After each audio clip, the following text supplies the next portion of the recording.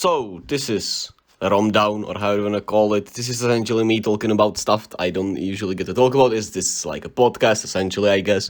But I'm not gonna be, putting it on Spotify or Apple unless, I don't know, I get big one day. But this is essentially just me when I, have the time and there's the off-season. So I have much more time to watch way more other sports and everything. So I'm just gonna talk about literally anything that's on my mind here, and if you enjoy my content, if you enjoy just me talking about stuff, hey, maybe you'll find it intriguing. There will be always gameplay either of Hearthstone Battlegrounds, which I usually play, or MLB The Show. This time I think it's MLB The Show, I'm pretty sure, since, I'm not horrible at the game at least. If anybody wants to play co-op with me or, add me on PlayStation, feel free. It's just like my YouTube channel, I'm pretty sure. So, hey, maybe we could see each other in MLB The Show. Anyhow, let me get into what I want to talk about. First of all, basketball. Basketball.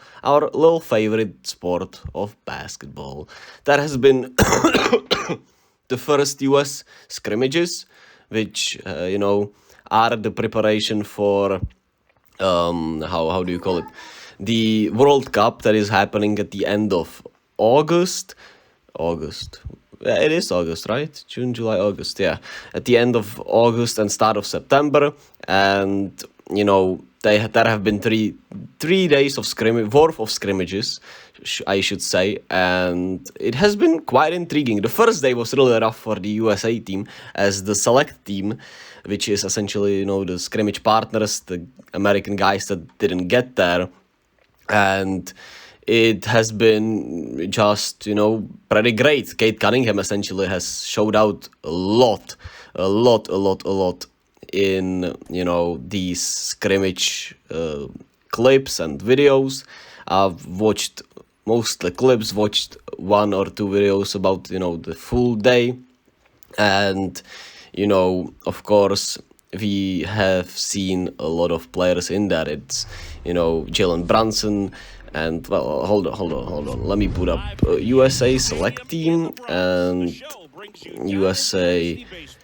I know I should have had this prepared, but I didn't realize I should probably, of course, have this ready. So for the select team, which is the team that has been against the actual USA team, you have Kate Cunningham and Jalen Duren from the Pistons, which is great. They have some chemistry. Jalen Green is in there, Quentin Grimes, Chet Holmgren, John Jenkins, Herb Jones, Eric Micah, Trey Murphy, Keegan Murray, Peyton Pritchard, Naz Reid, and Jalen Williams.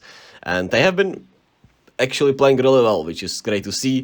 There have been a lot of jokes about how is Langston Galloway in there and, stuff. But, hey, shout out to Langston Galloway for getting in there. And I'm pretty sure he's been playing with the USA team overall, with when the NBA players are playing in the NBA and they have to play the qualies. And I'm not sure what else is there. Is this just the qualies or is there some other tournaments? I'm not sure, but, USA also plays in qualifications, and these guys play there usually. And they have been really good. Kate Cunningham and Jalen Duren have had some great chemistry from what I've read, which is... I'm excited for this Pistons season. I've already talked about how much I'm a believer in Kate Cunningham overall. I think he just has, such a great potential. His shot is pretty pure, considering it should be his biggest weakness. He seems to control the pace really well. He is a great ball handler, solid passer, and of course for his, as a guard, he's gonna be a really good rebounder also. So he's a triple-double kind of, player in a way, if you will. And I'm just so excited to see him healthy. He's been, he was really great the second half of his rookie year, and then he started off this year kind of slowly, but as he was getting into, I'm not sure if shape or into his groove, he got hurt and he was out for the season, which was unfortunate. And Jalen Duren, of course, was really great for the Pistons this season. As a rookie, his rebounding knack is just incredible. He's shown some flashes on the offensive end, and overall he's just a really good defensive center. Of course, a little undersized, but you live with that in this day and age of NBA. And Jalen Green should get a leap here in the third year as the Rockets are looking to make the playoffs. Quentin Grimes has been great shooter and defender, TNT guy for the Knicks. Chet Holmgren, first year coming up. he's gonna be great. He had some really great moments in the summer league, and of course he's a really great defender. I think, which is great that Chet and Wemby both will be pretty much great defenders. We'll see how the offense translates, but both will be really good defensively. I think Wemby has the edge there, but I also think Chet has the edge offensively. And Harry Jones, we know what he is made of. Trey Murphy, a sniper. Keegan Murray the same, and he played in the summer league, right? He was showcasing the bag. Peyton Pritchard, who wants more playing time. We'll see if he gets it with Marcus Smart gone for the Celtics. Naz Reid, who got his extension, he's been great for the Timberwolves. He's been always killing us. He is such a good, threat. He can shoot, of course, which helps, and he's a really good finisher around the rim. And Jalen Williams is once again another overall great player who just fits the mold of doing a little bit of everything, which OKC really loves in a way. So that's the select team. And the US, where do I see the USA World Cup? World Cup team. I'm sorry, I'm not gonna cut this. This is gonna be just pure me, and you're gonna have to live with it or not. This is essentially just me having a little bit more freedom and fun. Oh, not more freedom, because I have a lot of freedom, thank God, but it is what it is. So the main dogs will be Anthony Edwards and Brandon Ingram, and of course the playing staff is intriguing. You have Paolo in there, who as a rookie impressed really well. He seems to be adding some post moves into his bag now. His shooting has been really rough, and of course he needs to work on that, but overall otherwise he's such a good ball handler for his size. He's a really good, of course, driver of the basketball. Then you have Mikal Bridges, who has had his flourish in Brooklyn. You are not wanting him to run the offense, but in the day one, he was running the offense a little bit, which is just such a care move. But I'm pretty sure he's going to be utilized much differently. I think they're, of course, just using these scrimmages to try out some things. Jalen Brunson, who's had his best year of his career, he's a dog defensively, and he just knows how to create his spots offensively. He just gets to his spots and makes his shots. Anthony Edwards, man, I'm so excited for Ant-Man. He changed his number to number 5. He is flourishing way more. He's just taking it so much more seriously, and I'm excited to see him in this role for the World Cup team, where he's essentially gonna be the big dog, maybe even, right? Tyrese Haliburton, one of my favorite players in the league.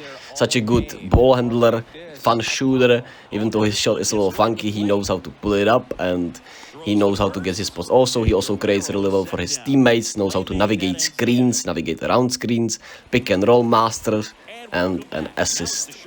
God.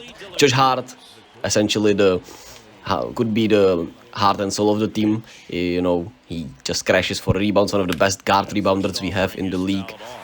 Brandon Ingram, who in these scrimmages has asserted himself a little bit to start off as like a passer. He was in his playmaking bag, as he essentially was literally just creating shots for others. Yeah, it's that simple, right? And from what I've seen in these clips of this team, I should finish the roster. You have Jaren Jackson, Cam Johnson, Walker Kessler, Bobby Portis, and Austin Reeves also. And from what I've seen in these clips, the US select team is obviously a little more locked in together. They are playing with way more chemistry, as apparent to our actual men's world. Our bro Funsies from America, but I'm gonna be probably rooting for, I'm not sure, maybe I will be rooting for Canada actually this year, because they have a fun team. I'm excited to see that, and I think they'll pose a real challenge for the US basketball team. Anyway, this actual basketball team for the US that's gonna be playing the World Cup has not had a great chemistry so far. They have not been, in these first 2 days they weren't as physical. From what I've seen in the third day, they were way more physical. If you want somebody who is locked in, I'm gonna leave a link to this guy, Nico. He's been really, great with showing some clips and stuff here and there. It's really nice. And he is, shares a lot of opinions that I do. even though I think, he thinks Halliburton, Cam Johnson and Josh Hart have been question marks for him. I think they'll grow into this, and if not, hey, it doesn't matter really. Josh Hart doesn't have to play really, and Cam Johnson doesn't have to play also really, and we'll see what the roster looks like. Since Halle has been really bad, I would say the starting lineup would be like Jalen Brunson and Edwards, Brandon Ingram, then you'll probably go Jaren Jackson, and as a center, I guess you'll go Walker Kessler then, or you could go small and start Paolo, Mikal Bridges, one of these one of these forwards. Anyway, with Kessler and Jaren Jackson, it could work together because both are really great defensively, but Jaren at least is really confident in his shots, and we take him as a stretch four essentially, even though his percentages aren't special. He can knock it down, that's for sure. And I would say that's a really good lineup with the bench, looking like, Tyrese going there as a ball handler for Brunson, Paolo and Mikal Bridges. I would say, replacing Ingram and I suppose Jaren Jackson. Bobby Portis is in there. Austin Reeves could get some playing time as a ball handler if Tyrese Halliburton isn't playing well, and maybe he could always come in for Anthony Edwards. I would say you want to have one of the guys of Jaren Jackson and Walker Kessler in there for defense, because defensively this team could have some question marks, and Brandon Ingram or Anthony Edwards has to be in there for playmaking and offense, I would say. But we'll see. And Cade looked really great, which is what I love to see. Like I said, in those scrimmages, the US select team isn't looking like special, which is also great for the competition, as I'm really excited to see if somebody beats them. They will be playing against New Zealand, against Greece, and against Jordan in these matches. And of course they will all of these matches will be played in the Philippines. Will be interesting to see them against Greece. I'm pretty sure Giannis will be playing.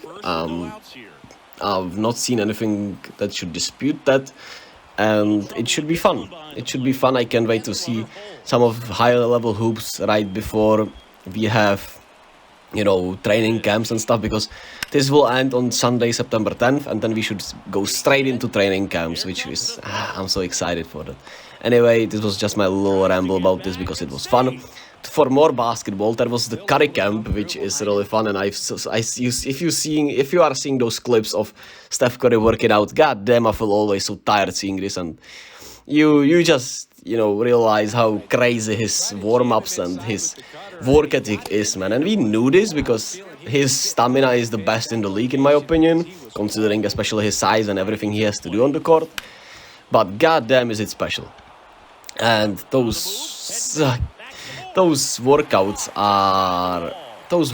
are just insane, and I can't believe I've been sick for the last 2 weeks, and I'm still kinda recovering from whatever the hell this virus is. And Steph, man, I can't wait for the season. He looks ready and he looks locked in. And some of these workouts where he has to make one, and he has to make one as one 3-pointer, then he has to make one bank shot, which, yeah, I mean, sure, why not? For him, pretty easy. For me, I would probably lose in 1 second. But I'm excited to try that as I get healthy. I'm gonna do... maybe one day I'll do a video trying out Steph Curry's workout, and you'll see me dying on the court. And those full court star dribbles, you have full court sprints to each spot behind the arc. So corner to corner, wing to wing, top of the key to top of the key. And he needs to make 8 out of 10 shots in under 55 seconds. And if he fails to drill, he has to shoot 2 free throws and does it again until he successfully completes it. You can see why he's the greatest shooter ever, man. And he just doesn't stop moving. He doesn't even stop to take a breath. It's goddamn absurd, man. Steph, man, you crazy ass dude. Anyway, that's about enough for my basketball talk. As I said, I'm excited for Canada's team. With Jamal Murray should be there, Shea should be there, Dylan Brooks is there. Wiggins is not playing, I'm pretty sure, but if he was, it would be even more special. Let me pull it up actually, because I have it somewhere. I have the the Canada's team actually somewhere in here in my photos. So let me just pull it up as we do. We can do some advertisement. So yeah, I'm not sponsored by anyone, so I guess we can't do any advertisement, unfortunately. Yeah. Where the hell did I send this? It's been actually a few days. It felt like I was sending this to my friend tomorrow. Yeah, tomorrow. Yesterday. Yeah, here it is, Canada roster. So you have Kyle Alexander, Nikhil Alexander Volker, RJ Barrett is there, O'Shea Brissett, Dylan Brooks, Lou Dort, Shea, Corey Joseph, Jamal Murray, Kelly Olynyk, Dwight Powell, and you have the Scrub brothers. You have some other guys, Kevin Pangos, Cassius Robertson, Zach Edu, Melvin Ejim, and we'll see who makes the final rosters. I'm not sure if all of these guys will, but of course, RJ Barrett, Lou Dort, Dylan Brooks, Shea, Jamal Murray, Corey Joseph, Kelly Olynyk, Dwight Powell, those are all really good players. Some great players even, right? And if you had Andrew Wiggins with this, man, that would be probably, I'm gonna be rooting for Canada either way probably, but you know, if they had Wiggins it would be special. Unfortunately he probably won't be there. And just a little side note, the Czech university team, or how you wanna call it, won the university's championship, or however it's called, which is goddamn awesome. And the young men players have been playing really well, the young women players have been playing really well. And it's great to see that, you know, the Czech Republic has some solid future ahead of them in basketball, hopefully. So that's really exciting also for me. Anyway, I've been talking a lot, so let me continue talking a lot, as we have MLB. I'm gonna want to talk about some MLB. The Giants, they were playing great against the Diamondbacks, who have been falling off. They have been really bad. I'm not sure what their record is since the trade deadline and the second half, but they've been falling off, you know, to great heights. They played against the Twins yesterday, and it was live on our Czech televisions. Paul Stewart finally came in as a Diamondback and blew a save and lost the game against the Twins once again, as they, I'm pretty sure, got swept by the Twins, or maybe they are playing one more game today. But oh yeah, they got swept by the Twins. So yeah, the D-backs are in a little bit of a rough spot, which I'm of course happy about as a Giants fan, but I also really like Corbin Carroll and I want him to do well, and I want to see him in the bigger spots, and unfortunately we will not be seeing him in the bigger spots this season. Then I watched, of course, the Giants, and as soon as they got homered to 3-2, they in the second inning, I'm not sure who it was from the A's who homered, but he homered off Alex Cobb, who just can't seem to find his rhythms in these day games, which is truly intriguing. I'm pretty sure his ERA in day games and night games and at Oracle it's just like light year different. And the A's swept my Giants in this 2-game series after we beat the Diamondbacks 3 out of 4 and looked, you know, well on our way. We could have been 63-49, now we're 61-51. We're still in a great spot, but this offense is just rough, and of course this time the offense finally did something. You had 6 runs, 9 hits. Patrick Bailey finally, you know, maybe could be getting out of his slump as he has really struggled lately, but he had 2 hits, he was walked 2 times, he improved his OPS back to over 700, which is great, but at the end of the day, who knows, right? We'll see in the next few games, as the Giants have a rough schedule. They play, who do they play? They play the Rangers, they play the Rays, they play the Braves. And is there anyone else? Oh, yes, they play the Angels tonight. So the schedule is a little rough. So we'll see what they do, but hey, nothing like the Giants. They will lose games against the A's, and then they will probably sweep the Angels, win 2 out of 3 against Rangers, Rays, and Braves, and I'll be like, yeah, I guess so. Then you had Tim Anderson swing, which, goddamn, poor Tim Anderson. He's had a rough year, really rough year. He's had his worst year of his professional career. Now he got rocked by Jose Ramirez, who absolutely rocked him. that Tim Anderson was absolutely cooked after that. It was a sight to see, to say the least. And of course, the Sox actually beat the Guardians in this series, which is, yeah, it is what it is. And the ending of this third game they played, where the errors that the Guardians made, and Emmanuel Clase got his another blown save in a way, but yeah, that Cleveland defense was just insane, and some of the things they did defensively, the errors, it's just rough to see, and they should have won this game very easily, but errors are errors, I guess, and that's what you do. The Mets are selling, we know that. The Orioles, man, the Orioles are so great. Felix Bautista is having one hell of a year. He could be a Cy Young candidate, actually, right? Like, he's been that great for the Orioles in that bullpen, which is insane. Shout out to him. Then I also watched some of the Astros Yankees over the weekend. Carlos Rodon is getting crocked. He's injured. As a Giants fan, a part of me is happy because he said, the Giants fans aren't as passionate as the Yankees fans. Hey, it is what it is. I genuinely liked him as the Giant, so I hope he bounces back in a way, but this has been a rough first season with the Yankees for him. He's like at 7.22 ERA, and he's injured now, so we'll see if he's out for a long time, because of course the season is coming to the last 2 months, and if he misses a month, it's rough for the Yankees, who are still of course fighting for that playoff spot. They went 2-2 against the Astros, which is really great actually, and they've played some really good ball against the Astros, who of course historically against the Astros it is what it is, we know what it is, but they've played some really good ball against the Astros in this 4-game series, and they went 2-2, so they do have some chances here and there. And from every time I look at their record, it's 58-54, and I'm like, it's not that horrible, right? And, Yankees fans are making it out to be like they're under 500 by 10 games, but of course, different teams, different expectations, and it is what it is, I suppose, but, yeah, Yankees fans are just like the Lakers fans, I suppose.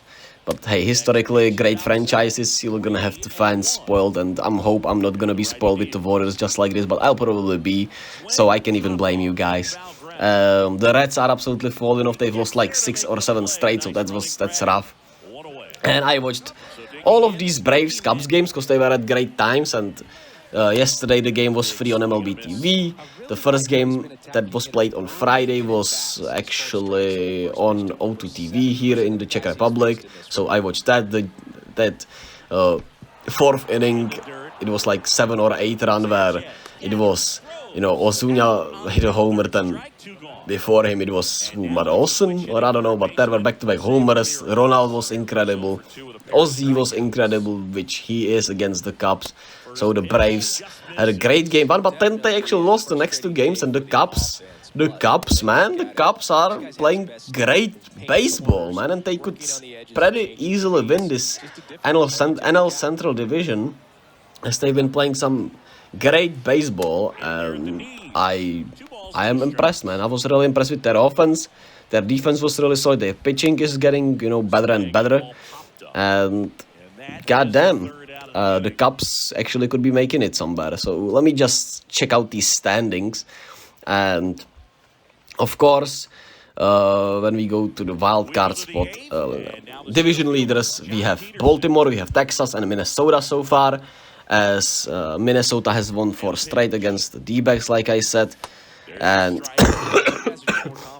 Cleveland has actually fallen off a lot. They are now 54 and 58. And the Twins are 59 and 54, so they have a really good lead over them. And the Texas Rangers are just ahead of these Houston Astros, which is going to be something. They won 6 straight. And the Baltimore Orioles are ahead of the race by like 2 games. Wait, 4.5 games actually. Holy shit. They have won 4 straight, so shout out to the Orioles. 70 and 42, I think we all saw them getting better coming, but this better, I'm not sure. We'll see if they finish this division, if they win the division, but I'm pretty sure they could. I'm pretty sure they I'm not sure if I'm going to bet on it that they will, but you know, I wouldn't be shocked at all, right? Especially right now, but yeah, I'm thinking they will win it as of right now. We'll see if I jinx them during this. Anywho, 7-10-42. Then you have Tampa with 68-46, Houston 64-49, Toronto is with 63-50, and then funny enough, you have Seattle winning 5 straight. They swept the Angels, and they are now 2.5 games back of the wildcard spot, and their team has been getting better. Julio Rodriguez has been playing much better, and the offense has been getting together a little bit more. Of course, their pitching staff is really great, so that helps. Their pitching is incredible. Their offense is starting to heat up a little, so watch out for Seattle, man.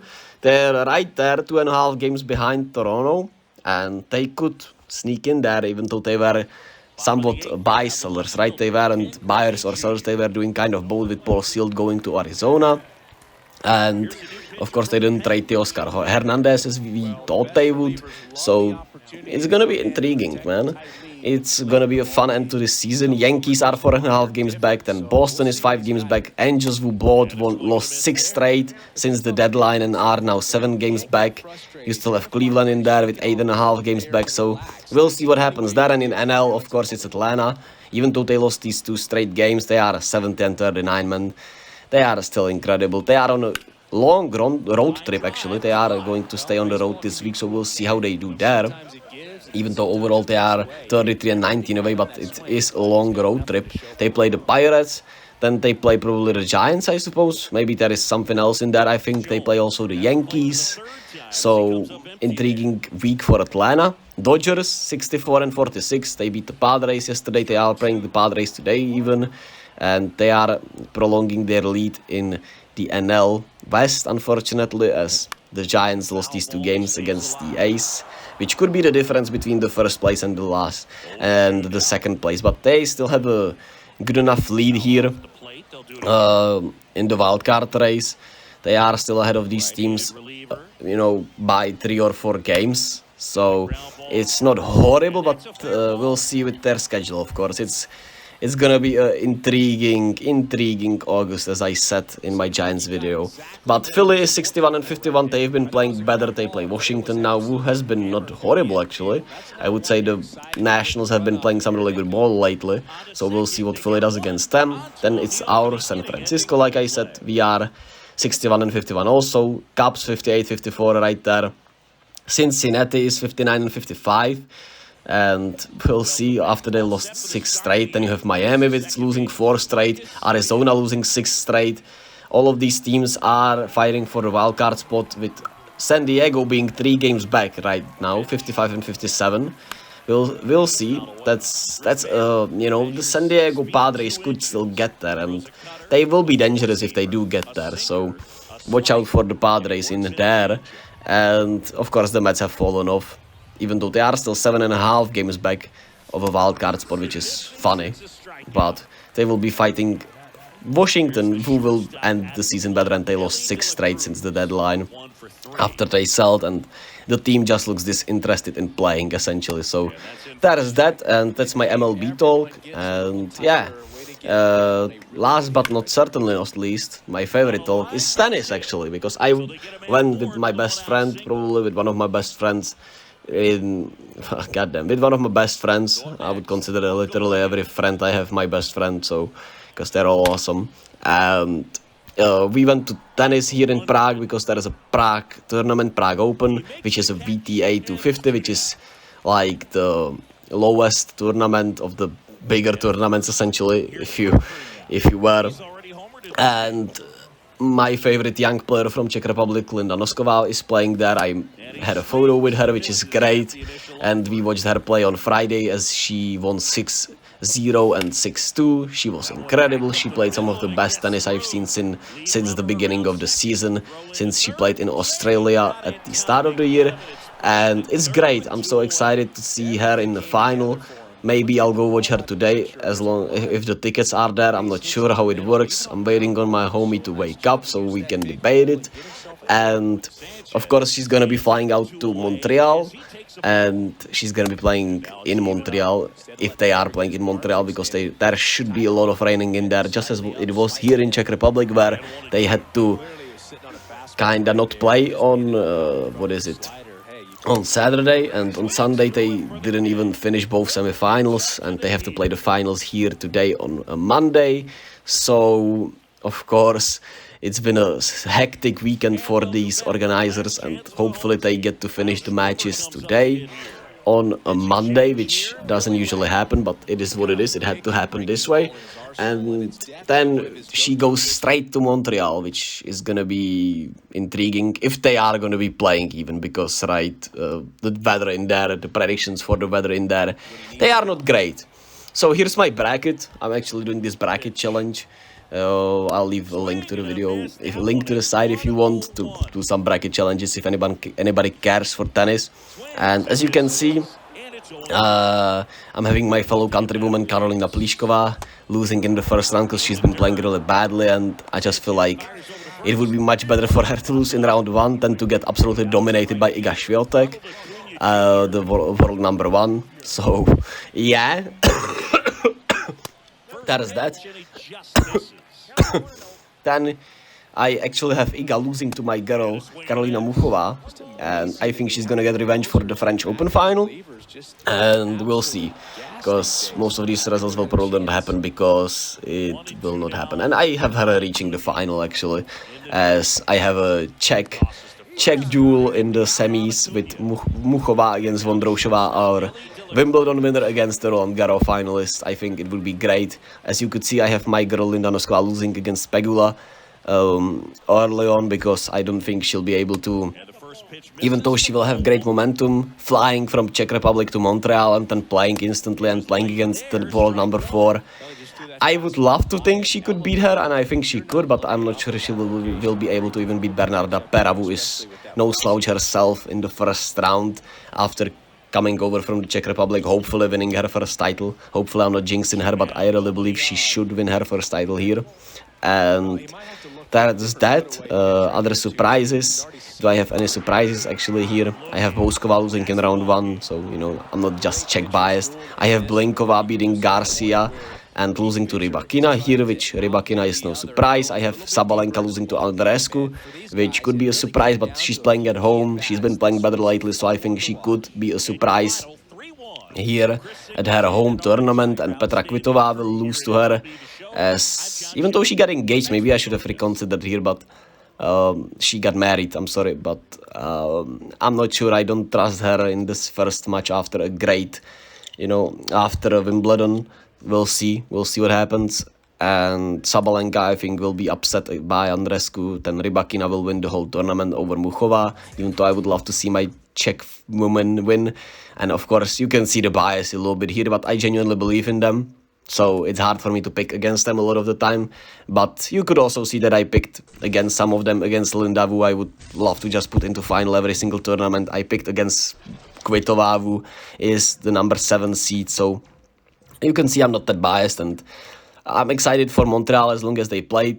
Of course, I'm not going to be able to watch all of it because it's going to be at night, and my girls Muchova and Vondroušová are playing doubles together, which I would love to watch, but I'm not sure I'll be able to because I have a lot of school to do. I have, of course, some work to do. On my brigade, I want to do some YouTube stuff, and there is a lot of things I'm trying to figure out with my mental health also. I've been working on my meditations, my yoga. I've been trying to just, be better. I've been trying to just like myself a lot more than I have in the past. If, anybody's interested in that. But I don't want to make it about that because, if you are struggling, just know you're not alone and it's all right. And, what has helped me over these last few weeks has been the realization that I truly cannot control what I was brought up with, who I was brought up with, and the environment I was brought up in, and that these deep-rooted issues will be there, but I shouldn't blame myself for it, and I don't need to blame anything for it, and I can just, if you want, I can use it as an excuse But I would say, if I wanted to use it as an excuse, I would do literally nothing, right? I wouldn't work, I wouldn't do this YouTube channel, I wouldn't work on myself. But I think you can use it as some kind of comfort that it really is nothing you could have done with it, and you are still here standing and doing the best you can.